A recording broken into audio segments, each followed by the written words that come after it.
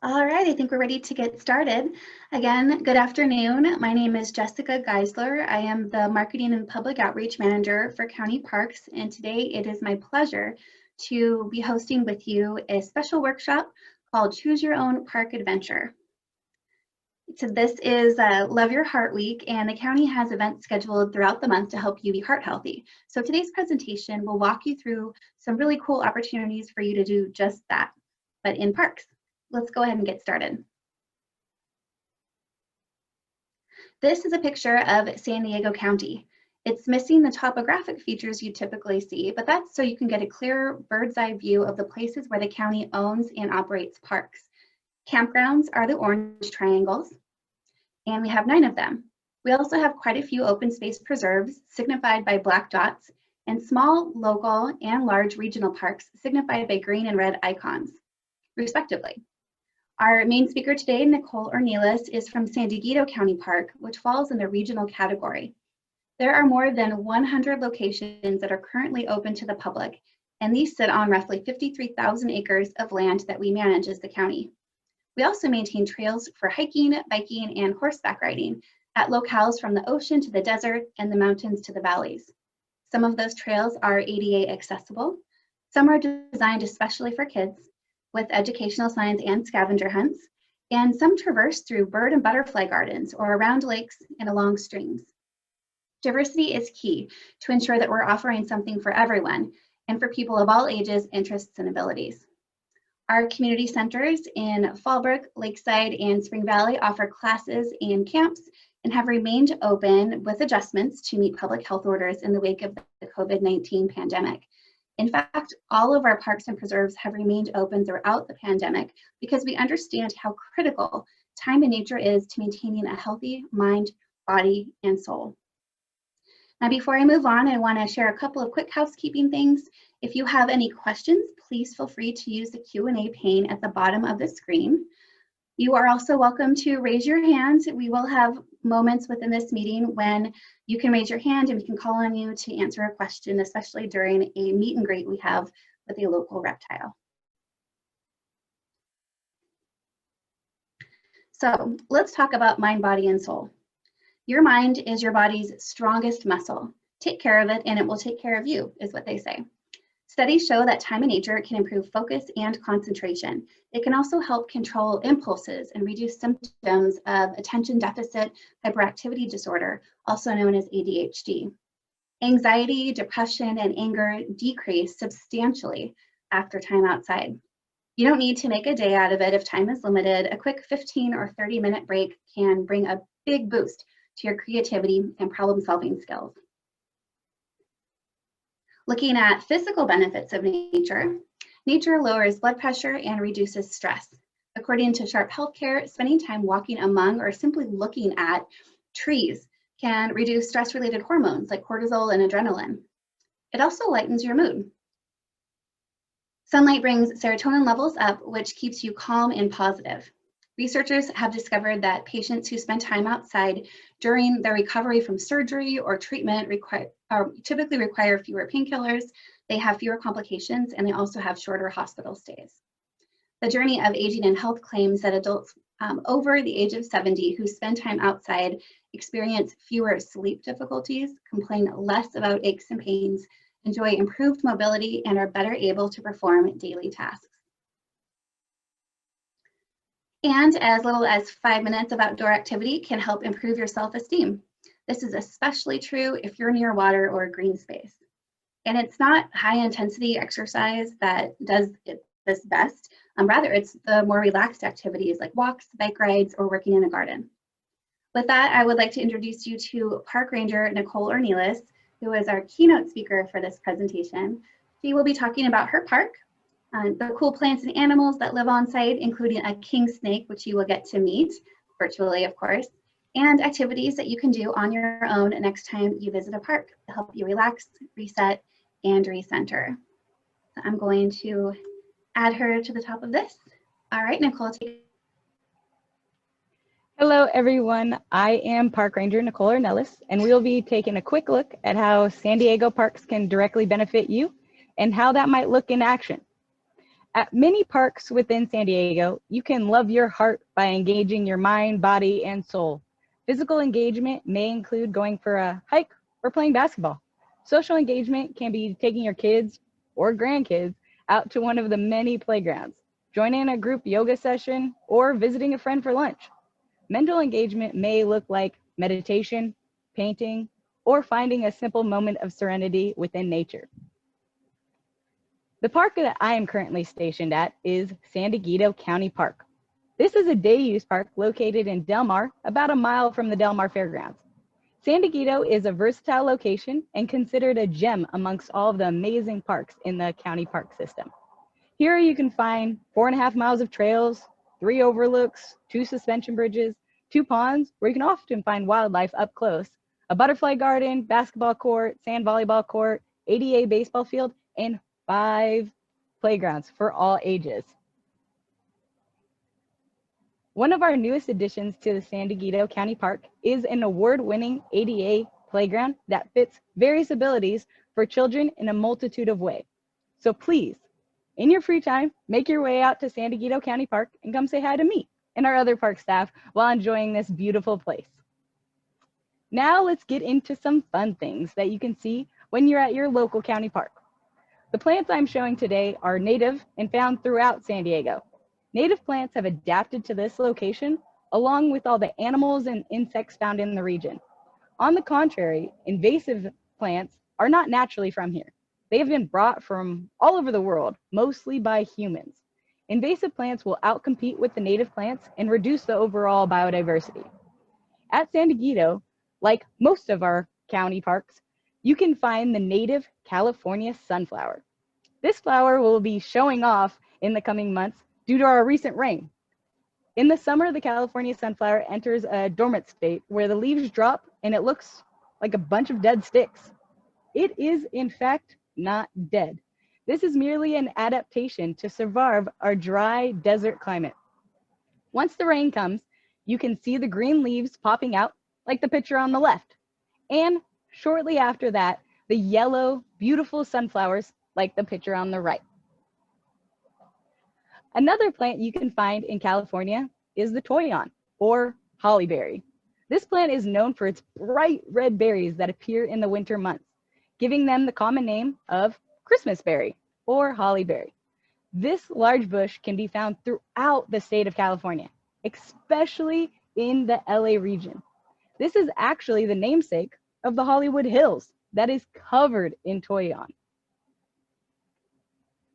Here we have the California sagebrush. This is not a true sage, but it does utilize the same chemicals as sage. These chemicals are highly aromatic, giving a scent that lingers in the air or on the clothing when brushed against. In the olden times, cowboys would use it in between baths, giving the popularized nickname of cowboy cologne. Wildlife in San Diego varies extremely, from our local mammals, reptiles, and thousands of birds that migrate through the county. Did you know that San Diego is along the Pacific Flyway? The Pacific Flyway is a major north to south flyway for migratory birds in America. Every spring and/or fall, hundreds of bird species follow food sources, head to breeding grounds, or move towards warmer climate. During this period of time, right now, you can catch a glance at some of the incredible species migrating on this flyway. One bird species found all year round at San Dieguito County Park includes the California Netcatcher. This species was listed as threatened under the Endangered Species Act in 1993 due to its preferred coastal habitat. Thankfully, since then, the California gnatcatcher has been able to build in population due to the protection of its habitat, our coastal sagebrush. Speaking of migration, the monarch butterfly is one of the most recognizable and well-studied butterflies on the planet. Millions of monarchs migrate from North to South America for the winter. At San Dieguito, you can often catch a glance at them enjoying the milkweed in the butterfly garden, which is located in the lower park. Finally, we have the Southern Pacific rattlesnake. I know.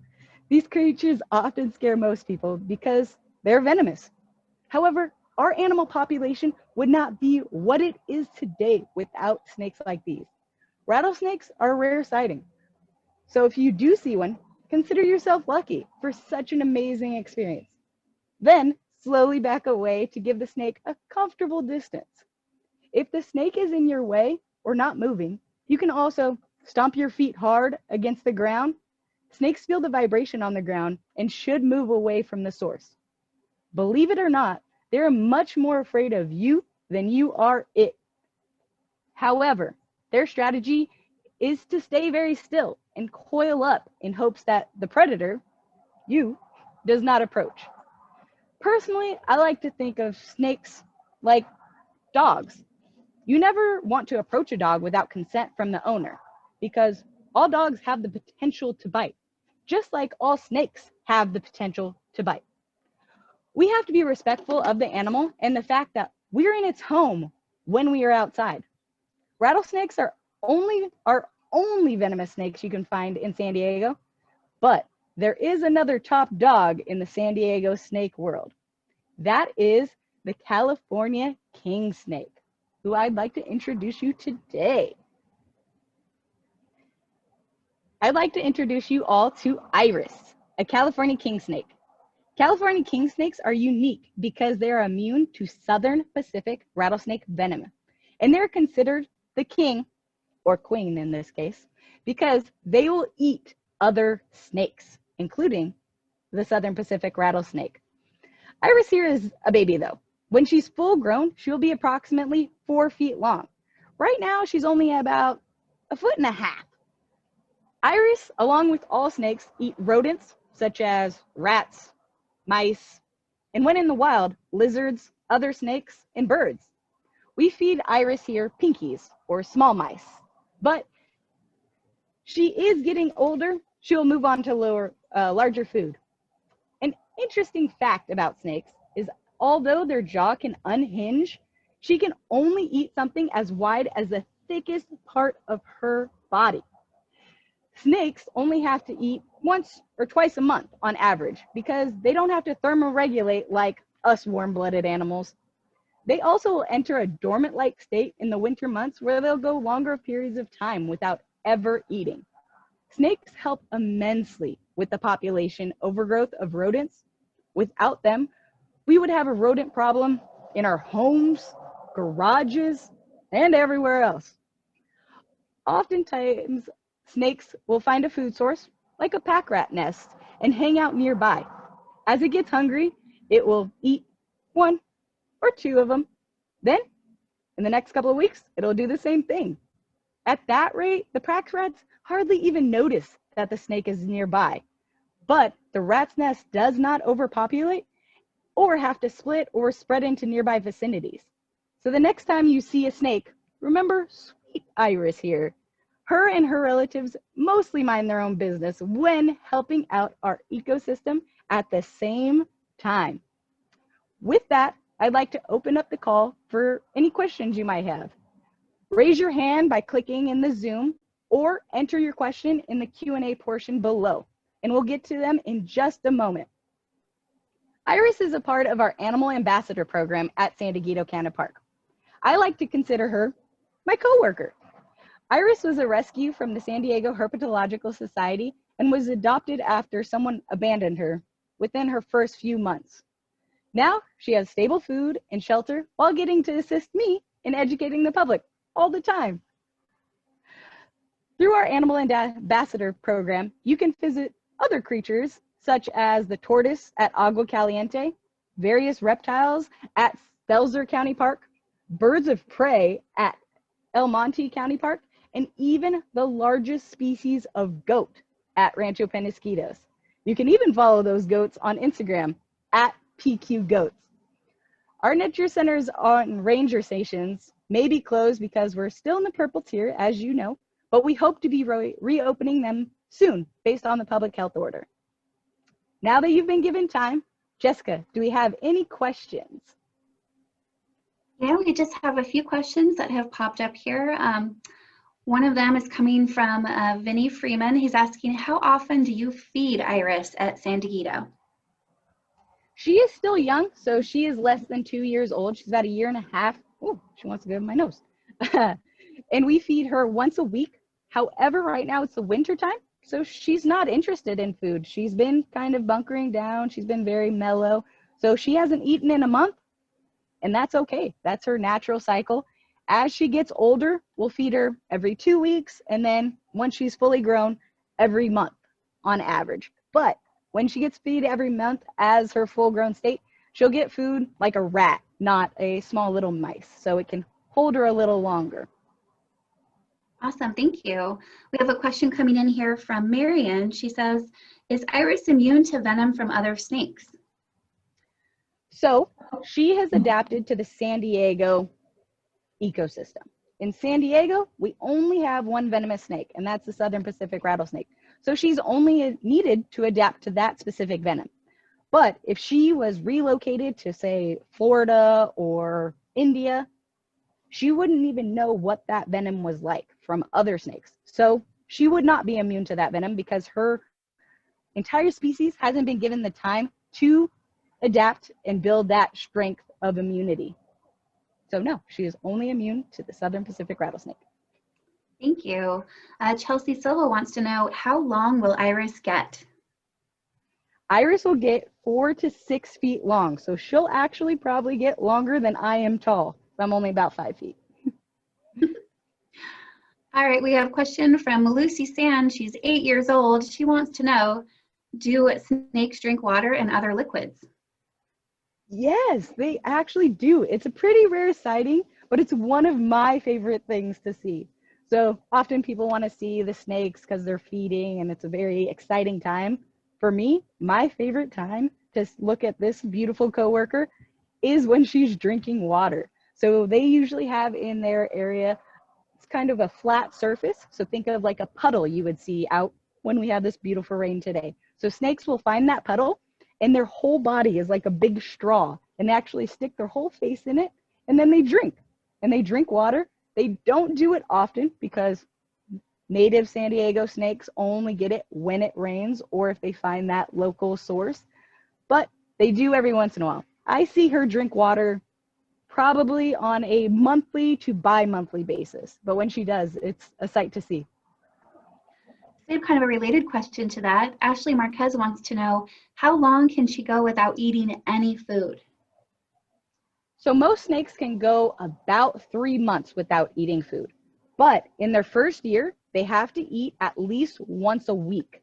So when they're growing, right, just like babies have to eat every 6 hours, every 4 hours. So when they're really young, they have to eat very frequently. When they reach maturation, they can go longer. And normally the longest time is about 3 months, which is the winter season, right? All right, we've got a few more snake questions here. Is it really helpful to use snake guards or avoid snake bites while you're hiking? Would you recommend them? And this is coming from Cece. Yeah, so snake guards, if I am off trail, I will use snake guards myself, right? If I am in that tall, thick grass, I'm going through areas that I cannot visibly see because I am moving brush as a park ranger. But for you common people, right? We're on the trails. You are absolutely safe. Trails are kept at that distance and we keep them maintained with that brush removed. So on a normal hike, you should not have to wear snake guards. I do always recommend wearing pants because you don't know if you're going to walk into poison oak or something spiky. But on average, I do not recommend snake guards unless you are going off trail for that recreational purposes, but only if you have the correct authorization to go off trail.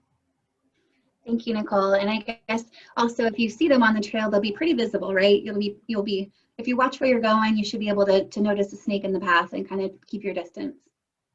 Yes.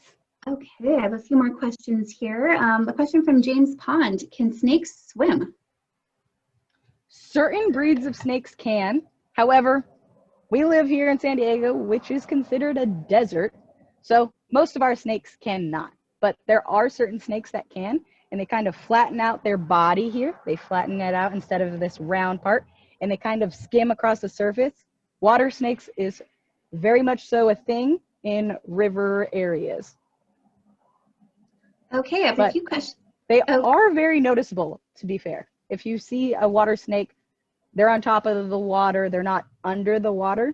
They're skimming across the surface. So they don't have gills. They can't breathe within the water. good clarification. Thank you. We have a few questions related to how you can find out where a snake lives. One question from Jess. It's actually from Forrester. They want to know if Iris is diurnal and where she sleeps. And then we also have a question from Cece to say, how do you identify where snakes could be around? Are there holes in the ground? And if so, what type of holes and sizes? Ooh, this is a lot of questions. All right, so my favorite thing to talk about is those holes. Yes, you will find snakes in those holes. However, she has no hands. She doesn't have a nose that is good at digging. So why you find snakes in holes is not because they dig holes. It's because they probably ate what made that hole, right? A ground squirrel, a gopher. So they're taking over that habitat from the rodent that they displaced. So you will find them every once in a while, but on majority, when you find those holes, it is a rodent. It is only a snake inside those holes if, for some reason, the snake found them first. Other question is, when does she sleep? So she is not a nocturnal snake. There are nocturnal snakes here in San Diego, like the night snake or the rosy boa. Those are nocturnal snakes, and they come out at night. She is diurnal, so she comes out typically in the morning hours and in the late afternoon hours. It's a common misconception that snakes come out when it's really hot outside.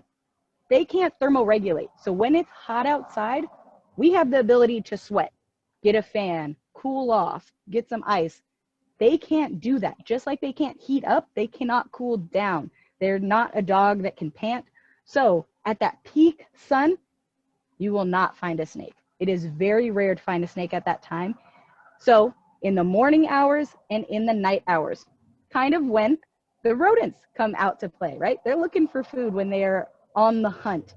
So they're looking for when the bunnies are out the most, when the little birds are out the most, because they just want to eat. Also in the springtime, they will try to find their mate. So you might find more snake activity during those times of year.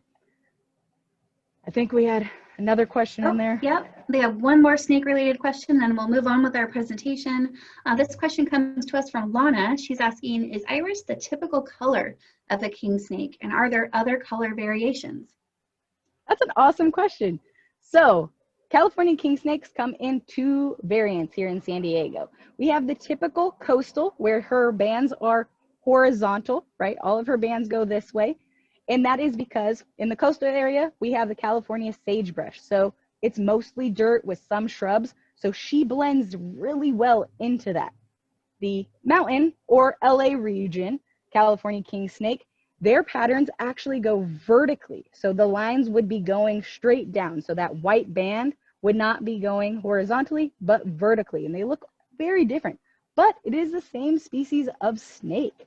And they can actually breed together, and they've been known to hybridize and create a species that has both lines at the same time.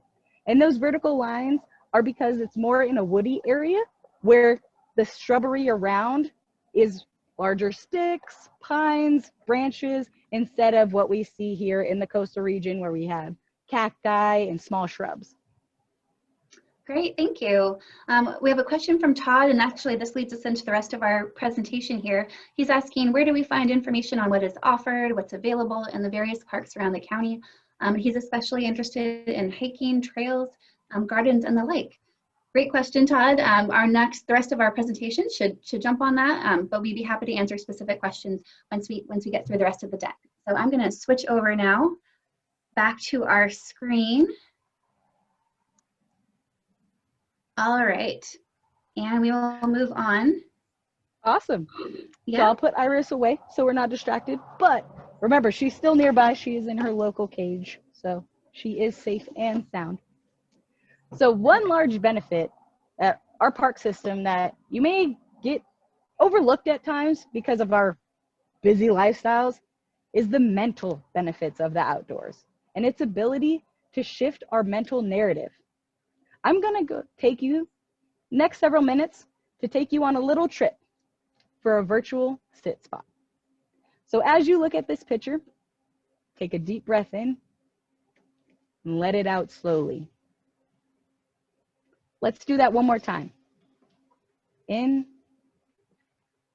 and out. Now take a moment.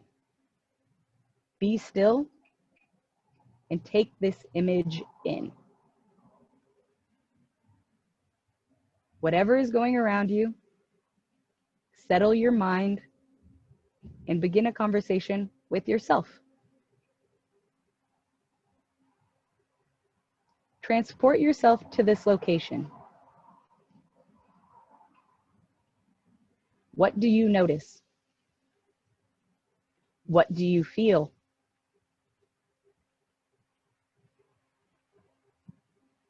Do you hear anything? Can you feel the wind blowing? How has the scene changed in the last 20 years? In the last 100? Can you go back further? Think of all the time that has passed. Dry summers, wet winters, all the living organisms that come through this exact spot to make it what it is today.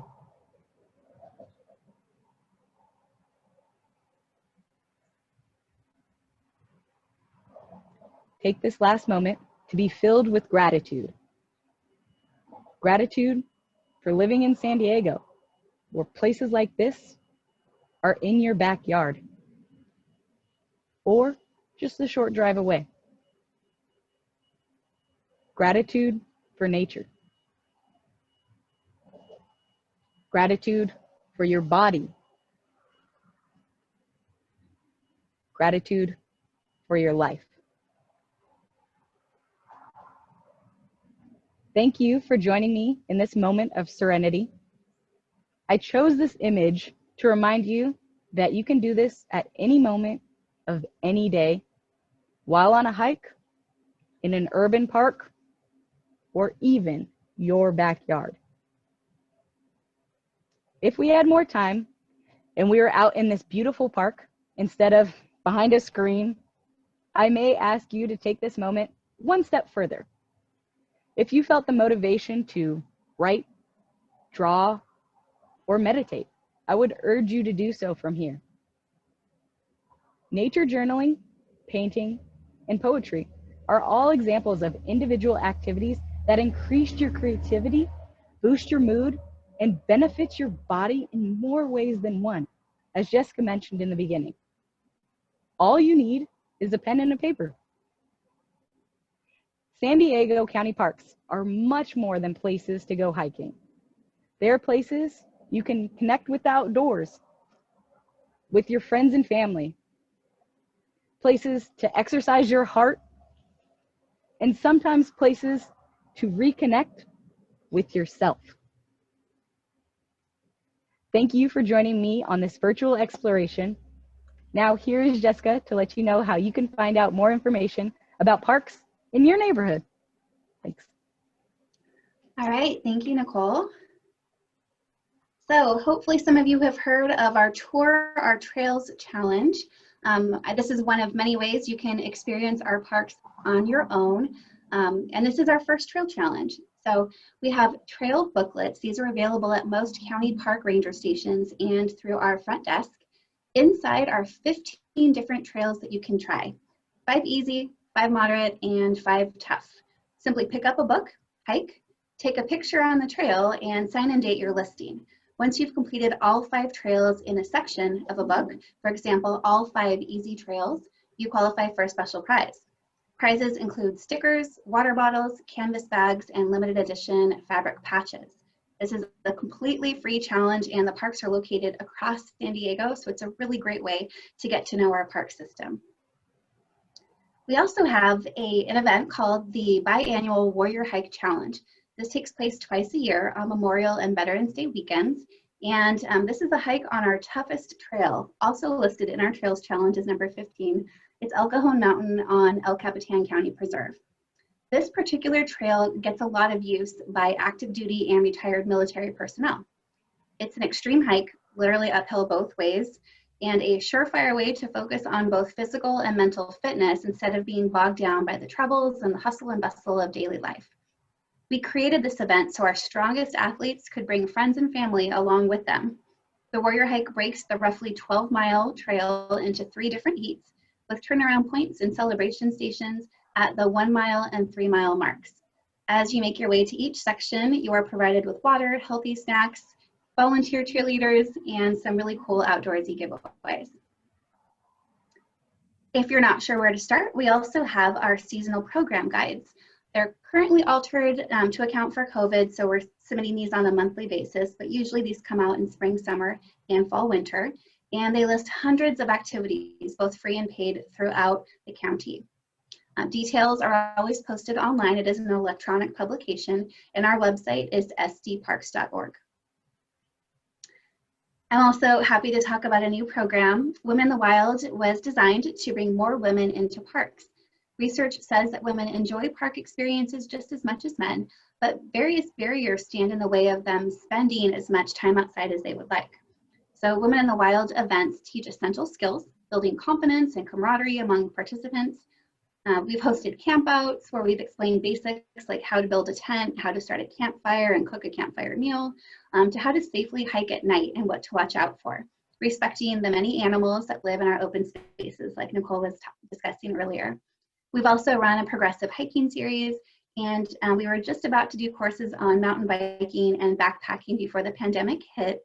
However, hopefully by summer, all of these programs will resume, and information is also available on our website, sdparks.org, or we've created a special Facebook page for Women in the Wild.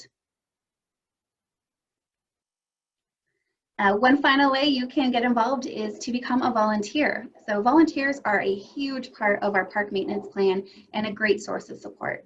You can sign up to plant trees, to maintain trails, to be a docent for a historic site. You can also learn how to be a live-on park host, and these are volunteers who get to live at our parks and help staff oversee them. So when you visit our website, you can just click on the volunteer tab to be connected to our volunteer coordinator. And then the last thing I wanted to share with you is just that we would love for you to stay connected with us. We are on social media. Our primary social media account is County of San Diego Parks and Recreation. I know that's a mouthful, but that was available and that's what we got. So we're on Facebook. We're also on Twitter, Instagram, Pinterest, and YouTube. And we have some other additional Instagram sites. For example, you can follow the PQ Goats on Instagram at PQ Goats. Sweetwater Bike Park has its own Instagram page, but a lot of these things you can find if you just visit our website, sdparks.org. So with that, thank you so much for joining us today and for listening to a great presentation by Nicole. I'm going to open it back up to questions and exit this screen share. So feel free to raise your hands or just post in the Q&A field.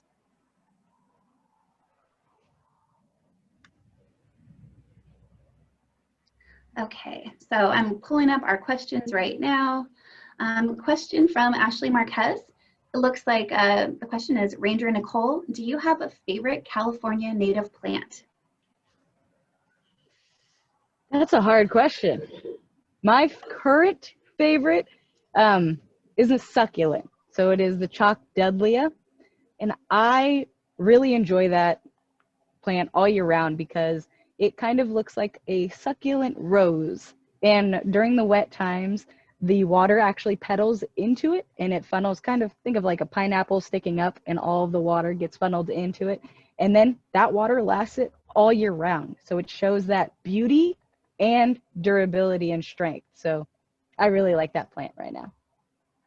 Great. We have a question from Kevin Greco and Sandra Holloway. It's a beautiful oak. How many oak species are in San Diego County? Ooh, I believe it's 7 oak, but I'm not positive. I'm located in Del Mar, so we pretty much only have the coastal live oak here that is supposed to be here. But there are very many oak species throughout the county. I believe it is 7, but one of my favorite oak species is the live oak, as well as a cork oak, which it looks like a wine bottle, has that cork material at the base of it. And It's very beautiful. Cool, thank you. Question about dogs in parks. This is from Vinny Freeman again. Can people bring their dogs to hike at San Dieguito County Park? Great question.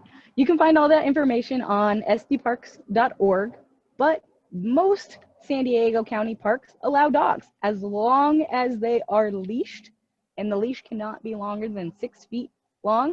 And your hand, right? You have to have control of that leash. If it's just on the ground, you'll get people like me saying, hey, you got to hold on to your dogs.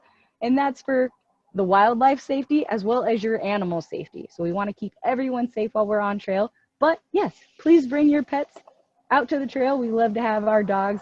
As you can see at the beginning, that was my beautiful animal. That's Callie. She is the face of the beginning of this presentation, and she is on trail. A related question, this is from Ashley. She says she's planning on hiking with her family. Which San Dieguito route would you recommend for them? Ooh, so in San Dieguito, we have 4.5 miles of trail. My favorite is actually the perimeter trail, or Calabasas Trail. It is about 3 miles long, and it just goes around the entire trail, but it goes through very serene parts as well as cuts through the pond area and then back up. So you get that nice leveled out, then a big hike, right? You get your heart rate up, gets that physical endurance, and then you get to enjoy the nature at the same time. So that's what I always recommend. But at San Dieguito, one of the most popular hikes is to go to our 2 suspension bridges. And that's a quick hike that is stroller accessible. Anyone can get to it. It is a 1/4 mile from the upper park. All right, and another related question to that, this one's from Marion. What amenities are ADA compliant at San Dieguito? So many. We're a very compliant park because we actually host what is called Miracle Field, which is an ADA compliant baseball field. So I know you're probably thinking, what does the ADA baseball field mean? If you've ever been to a playground, that rubber mat material, we have a baseball field that's covered in it. And it can be used for anyone regardless of their ability. So if you had crutches, if you had wheelchairs, if you needed someone to escort you, you can do that. And then you can hit a home run and run the bases just like you would anytime you see them on TV. We also have an ADA compliant playground, as I mentioned in the beginning. It's an award-winning ADA compliant playground. And ADA compliant does not mean it is only for people with disabilities. That means it's for everyone. So it is one of the most popular locations here in San Diego. I know if even on a rainy day like today, I have people at the ADA playground because it is amazing. When I bring out my nephews, I have to take them there because it's a lot of fun. Great, you got a shout out for Cork Oak. Kevin and Sandra love Cork Oak, so way to go with that one, that reference. Okay, so Cece's asking, can you take a wheelchair on any trail at San Dieguito? Not on any trail, but on our major trails. So San Dieguito County Park is pretty much a hill. So we have the upper park and the lower park. So that incline gets a little too dangerous. So we have to have water bars to help our erosion, and we have stairs in certain areas. So not all of our trails are ADA compliant, but they are multi-use. So you can either travel pedestrian, so you can walk, run, ride your mountain bike, or ride your horses. So if you can do that on any of our trails, however, they are not always accessible to a wheelchair because of that steep grade, but we do have several. Awesome. And I know one of the track trails is ADA compliant too, which is fantastic. So, yep. And the track trails is a pamphlet that you can get out at the front of the park. It's one of the brochures, and you could do it with your kids and go through a virtual exploration just on your own without a ranger needed. So definitely look out for our track trail stuff, and we do have an ADA compliant one. What's cool about that too, for those who aren't familiar, is that you log your experiences online in a special website, and once you complete enough challenges, you actually get some cool giveaways. They're all nature-themed prizes designed especially for kids. So it's free entertainment, and it's a really cool way to explore a park. We have a question from Artie. I'm hoping I pronounced that correctly. They're asking, where do you park at the park? So luckily for San Dieguito County Park, we have tons of parking. I think we have about 300 parking spots because we're a day use park. So you can park anywhere in the park. It does cost $3 to park inside our park. And that is common for some parks, right? If you go to a state park or regional park, a national park, there is a parking fee. But remember, that $3 in turn comes back to fund people like me and this beautiful location. So it directly impacts what you're enjoying. So you can park here, and I recommend parking inside. Great, thank you. It looks like our last questioning here, unless we get any additional ones, is from Marianne, and she said, can you describe a day in the life of a park ranger?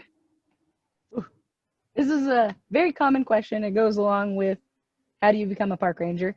Day in a life of a park ranger, I know it's not a great answer, but it varies. So it depends on what today brings. For example, today I had to open up the park, had to get things settled.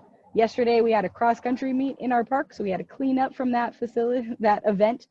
And then, rain started dumping.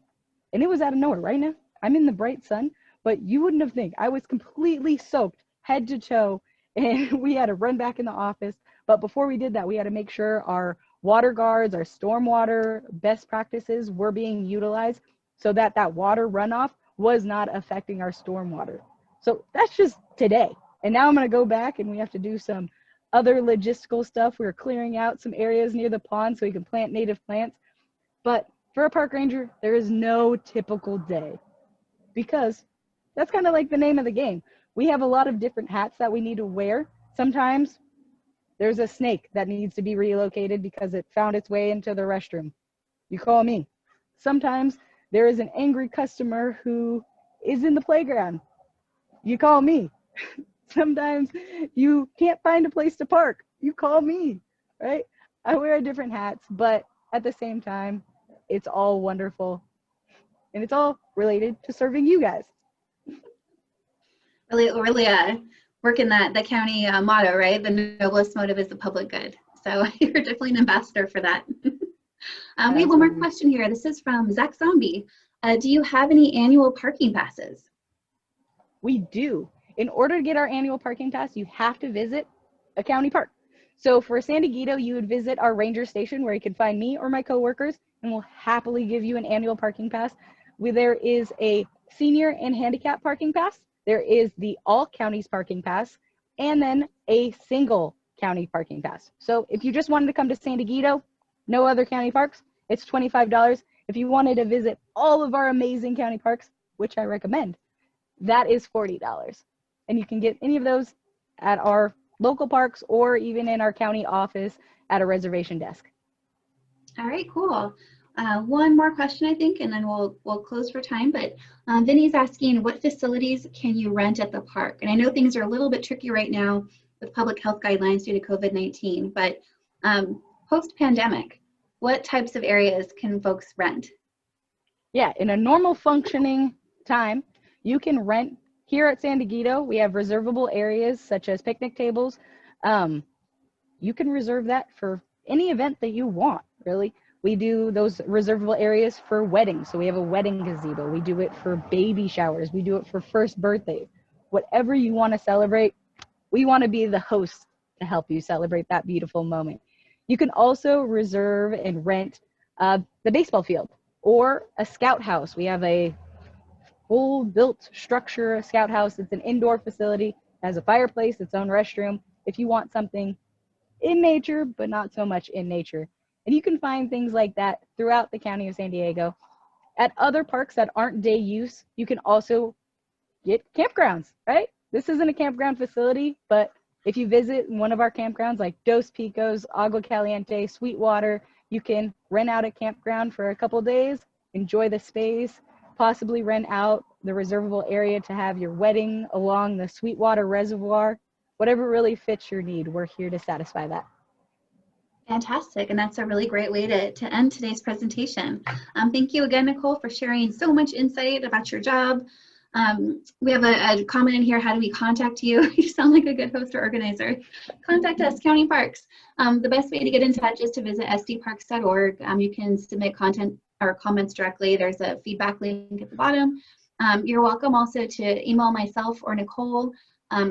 I can type our email addresses in the chat here, but it's basically our first name dot last name at stcounty.ca.gov. If you follow us on social media, you can also direct message us there, and we'd be happy to share that information. So thank you all for joining us. Hopefully you learned something new and got some tips for taking some breaks in nature, which will help calm your heart and your blood pressure and help you live a safer, healthier life. It was our pleasure to be here to talk to you, and I think that's it. Nicole, any final goodbyes? Nope. Bye from me and Iris. All right. All right. Thanks, Sal. It's been a pleasure. Have a wonderful day.